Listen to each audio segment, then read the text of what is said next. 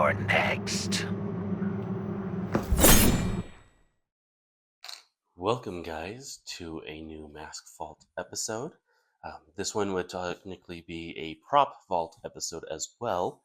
The reason for that being is we got two things to display today.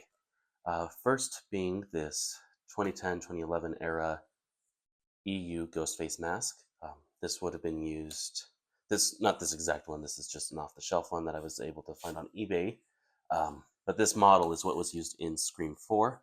It is, as of right now, the oldest mask in my collection. However, I believe that's going to change in the coming weeks. But yeah, it's a very nice mask in terms of shape. Has a very sharp crescent moon mouth, very Scream 4 era. Has a slight warp to the mouth as well, very reminiscent of the film mask. Has that really weird textured kind of shine on it, where it's not quite an ultra white in terms of shininess, but it's definitely not as matte as a current EU mask is. This one is actually in pretty good condition in terms of the mask itself. Paint application wise, it's almost flawless, honestly. There's a few scuffs here and there, but it is an over 10-year-old mask.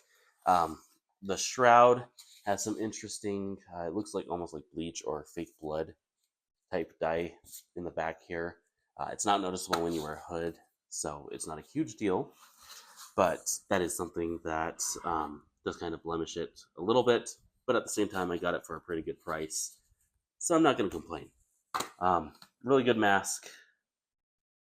There's not a whole lot to say about it. It's a standard EU from the 2011-2010 era, but it's a good mask. It's my favorite non-modern day mask to wear with my Scream 1 robe made by Nell Cosplays on Etsy.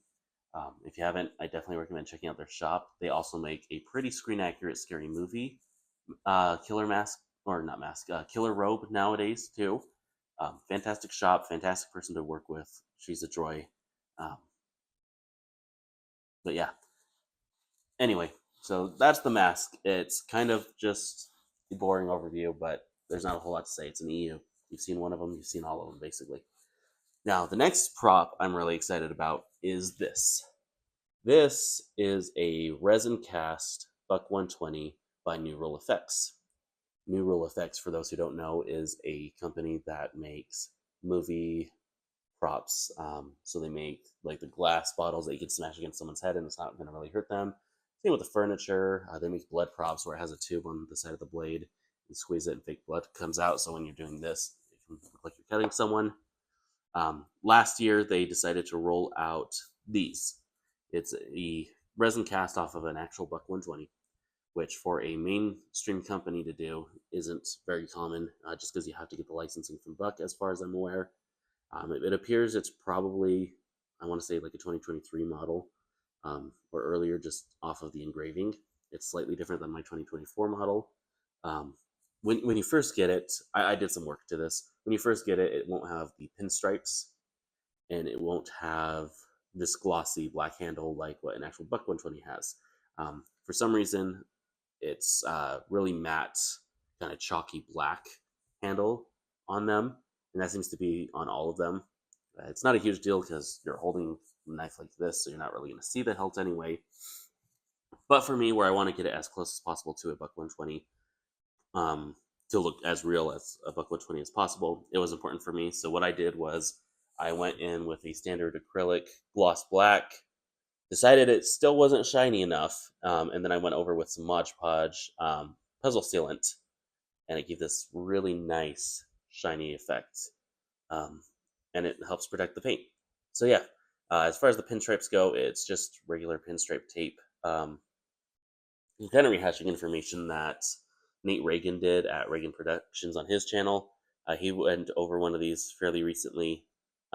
So as far as what I have to say, it's pretty similar. It's a fantastic knife, especially given that it was like $50 including the shipping. Took about 2 weeks for them to make and ship, which is pretty fast when they're made to order. So I can't complain too much there. There seems to be just a couple flashings and stuff that could have been cleaned up a little bit better, but again, this is under $100. Um, so you can't really complain too much, especially as like just a stunt prop knife for filming. This is great. I have a foam buck 120. That's pretty close to an actual buck 120. It's just a little bit smaller, and I think that's just because of the mold that was used. Um, and I have that. It's been in a few projects. I've given it a really nice chrome finish, even though it's a foam knife. Um, but those are also less durable in terms of the paint than this, which this, as far as I can tell, is cast in this silver. So you're not going to deal with paint rub off like you would with a foam knife that you've repainted. So this will probably be my knife going forward for conventions, just because it's going to be a little bit more durable to walk around with long term. Um, as far as filming goes, I'll probably use this for like semi close ups, not full on close ups where you see the blade in its entirety. I have a real buck 120 for that. But for close ups where I'm next to another actor, I'll most likely be using this just because if it can still do some damage, but it's more likely to snap than puncture, honestly. Um, and it'll look better in close ups than a foam knife. So, yeah, pretty short video today, just going over a couple props that I've enjoyed. Really, the main focus of this was that little um, intro test thing you saw at the beginning where I wore this mask and used this knife. I thought that was just a little fun. I don't have the kids today and I have the day off, so I was like, might as well film something. But yeah, I hope you all enjoyed. If you did, like, comment, subscribe, and I'll see you next time.